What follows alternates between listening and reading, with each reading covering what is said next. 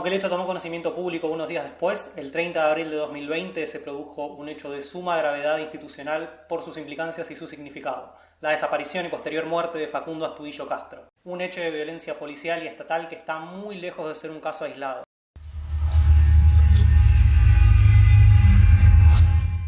Facundo tenía 22 años y vivía en la localidad de Pedro Luro, en la provincia de Buenos Aires. Era militante del Semillero Cultural, fanático del rap, la batucada e hincha enfermo de Boca Juniors. Jugaba al fútbol y al vóley y quienes lo conocieron coinciden en señalar que era un pibe siempre dispuesto, de buen humor y con muchísima energía.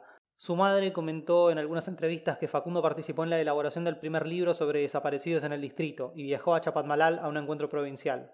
Tenía mucho interés no solo en el tema de derechos humanos, sino también en la violencia institucional. De hecho, también tenía experiencia en eso. Según comentó también su madre, tuvo conflictos en su tiempo de batucada y su tiempo de jóvenes por la memoria, la verdad y la justicia. La policía hostigaba a los chicos, no solamente a Facundo. Textualmente, Cristina Castro decía: no les gustaban los negritos de atrás de la villa, pero eran nenes. Lo único que hacían era hacer batucadas, pintar murales y la policía les pegaba. Así que tiraste, flaco, te empezaste a trabar, a ver si pones la cabeza a girar y empezás a tirar algo con claridad. A ver, ¿qué decirte? No sé qué rapear, si no sabes cantar, ¿qué haces acá parado, papá? O volvete a tu casa, volvete a Burato, a ver si allá por lo menos te ganas un plato de comida o un zapato.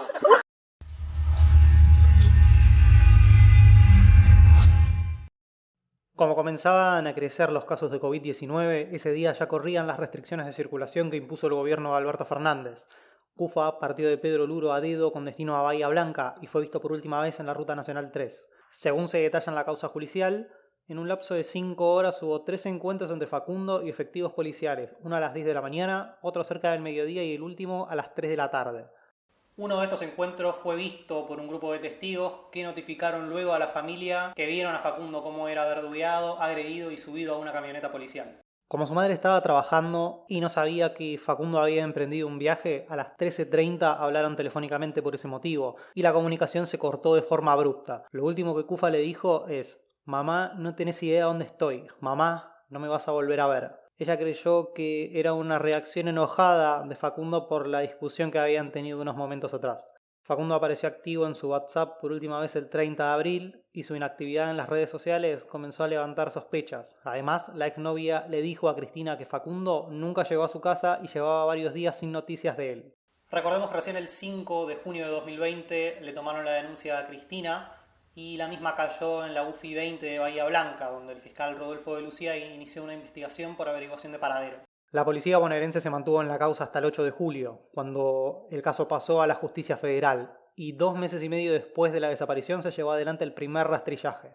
Pero finalmente fue un grupo de pescadores de la zona el que en la tarde del sábado 15 de agosto de 2020 encontró el cuerpo de Facundo en una zona que en teoría ya había sido rastrillada antes.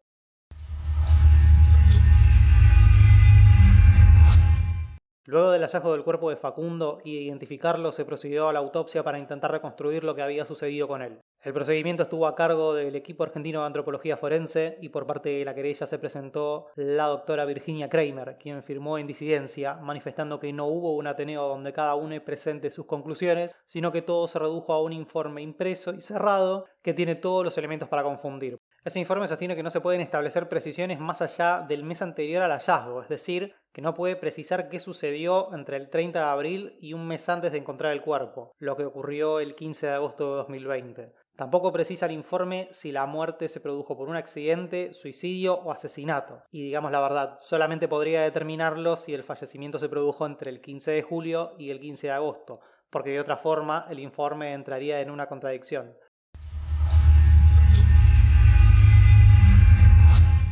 Hace unas semanas, cerca del 24 de marzo, surgió la noticia de la desaparición de uno de los testigos claves de la causa, y aunque finalmente se pudo dar con su paradero, esta persona estaba siendo víctima de amenazas por parte de la policía bonaerense, similar modus operandi que tuvieron con los abogados de Cristina, la exnovia de Facundo y sus hermanos. El caso tuvo mucha relevancia en la opinión pública durante los momentos de la cuarentena obligatoria en 2020, con un pico de atención cuando Cristina Castro y sus abogados llegaron a Buenos Aires para reunirse con el presidente Alberto Fernández, con el secretario de Derechos Humanos Horacio Petragala, con el procurador Casal y con el gobernador Axel Kicillof.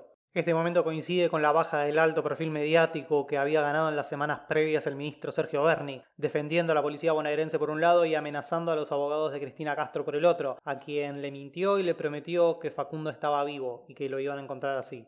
Del día a día de la causa ya hice un video anteriormente en el que se llega a mencionar el nombramiento de 2 fiscales adjuntos para acompañar la investigación de la causa, los doctores Andrés Heim y Horacio Gasolín. Desde entonces tenemos que mencionar que estas designaciones tuvieron un efecto positivo en la causa porque la investigación comenzó a parecerse más a una investigación real y menos a un ensayo general para la farsa policial, como el que llevaba adelante el fiscal Santiago Ulpiano Martínez, recusado más de una vez y con un historial de denuncias en su contra por su rol en defensa de genocidas. Heim y Gasolín avanzaron con una serie de medidas de prueba como el secuestro de teléfonos de los efectivos que tuvieron en los rastrillajes, el secuestro de los celulares de los policías que el 30 de abril dijeron que habían tenido contacto con Facundo.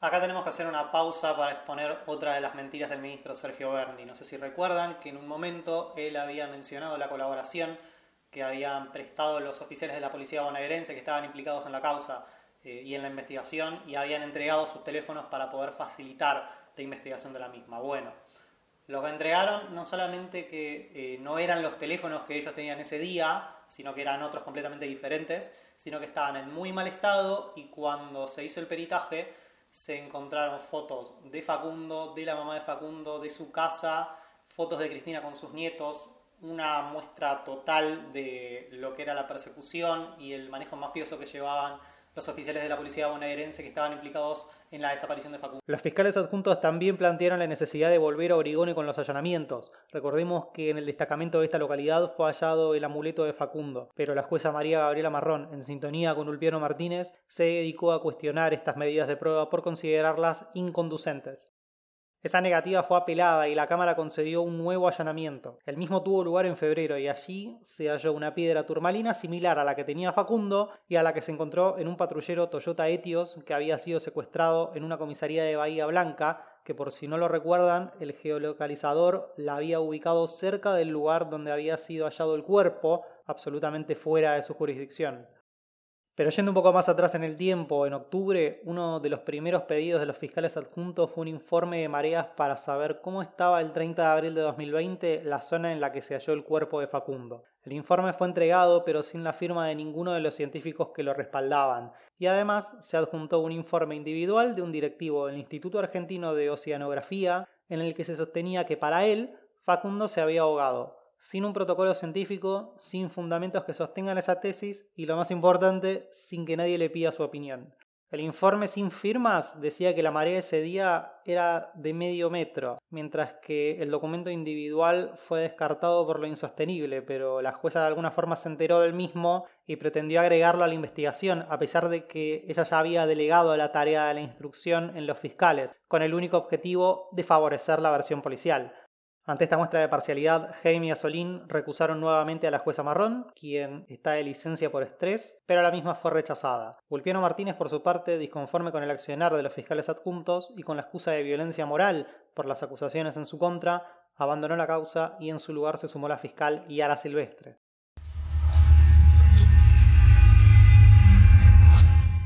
¿Cómo le va, Pablo Dugan? Bueno. Es mentira lo que están diciendo, no se ha confirmado el ADN. Lo acabamos de aclarar. Aparte de decirle a usted que no es que nosotros tenemos sospechas, nosotros tenemos certezas, tenemos pruebas de que esta mujer no ha llevado a Facundo y tenemos pruebas de que ha sido la policía bonaerense la que ha desaparecido a Facundo. Entonces yo le digo a usted que deje de mentir, inventar noticias, porque no es así. Está atacando a los abogados y está atacando a la familia, cuando nosotros tenemos la certeza de que ha sido la policía bonaerense.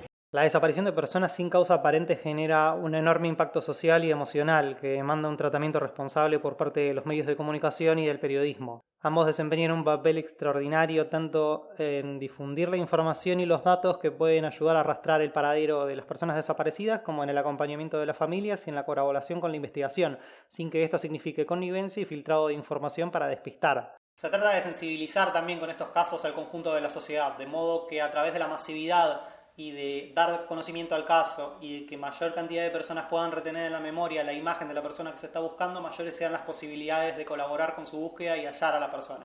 En casos en los que se denuncia o se sospecha de la intervención de fuerzas de seguridad en la desaparición, la difusión inmediata de los datos, fotografías e información relevante proporcionados por la familia o amigos en diarios y programas de televisión, como a través de páginas web, responde a un ejercicio de corresponsabilidad social por parte de los medios de comunicación, porque su gran poder de penetración puede contribuir a que la ciudadanía ofrezca pistas que favorezcan una rápida resolución del caso y con esto impedir el paso del tiempo, porque sabemos que en ciertas situaciones esto permite armar coartadas, puestas en escena y el deterioro o destrucción de pruebas claves.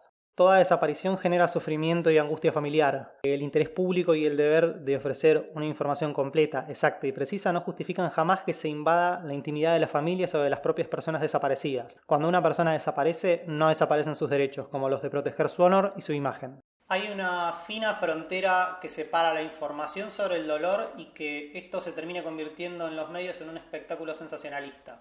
Si sos periodista, para investigar este tipo de casos y tal vez un procedimiento recomendado para informar sobre desaparición de personas, pregúntate cómo te gustaría o cómo te parece que sería adecuado que se comunique la desaparición si se tratara de un familiar tuyo. Conociendo la diversidad de casos y componentes que rodean una desaparición, debe asegurarse un tratamiento informativo equitativo a las familias para ayudar con ecuanimidad a encontrar a sus seres queridos. La relevancia informativa que reciben unos casos frente a otros similares, sin razones objetivas que lo justifiquen, genera un agravio que se traduce en violencia mediática. Es importante saber esto porque el Sistema Federal de Búsqueda de Personas registra a la fecha más de 10.000 casos de desaparición y extravío de personas, y no todos esos casos tienen la misma difusión.